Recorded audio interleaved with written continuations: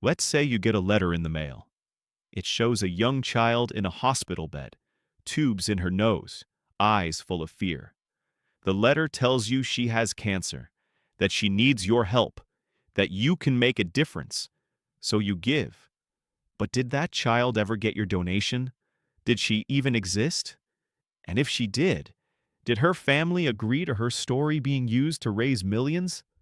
Today, we're looking at one of the most uncomfortable aspects of the charity world: how nonprofits use stories of suffering to raise money, and how, in many cases, those stories are exploited. It's called poverty porn, sick-lit marketing, or just emotional fundraising. And it works. Studies show that people are far more likely to donate when they see a single face, a tragic story, or a dramatic photo. But when nonprofits lean too heavily on these tactics, they cross a line, from sharing a story to using someone's pain as a product. Let's go back to the Reynolds family charities, the ones that raised nearly $200 million while giving almost nothing to actual patients. They built their fundraising empire on mailers filled with heartbreaking stories and traumatic images. But according to the Federal Trade Commission, many of the patients they featured were either not real, not aware, or not helped. In some cases, the stories were decades old. In others, the people had died long before the donation request was mailed. And yet, the images kept circulating because they worked. This isn't just about fraud.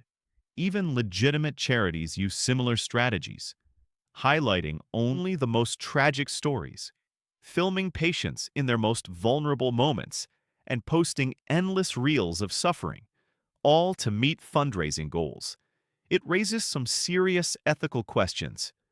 Did the patient or their family give full informed consent? Were they compensated?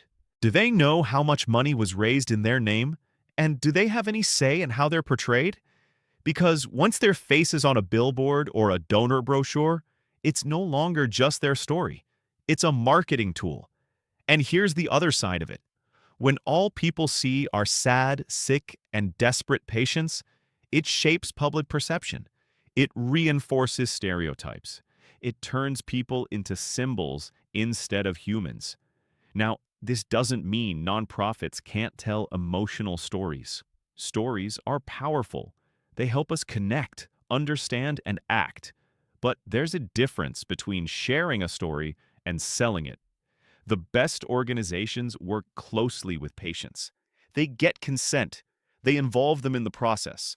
They allow people to tell their own stories in their own words, with dignity and choice. And most importantly, they make sure the people being featured actually benefit from the fundraising they inspire. Well, unfortunately, that's not always the case. Some patients have reported seeing their stories used without permission. Others were promised help that never came.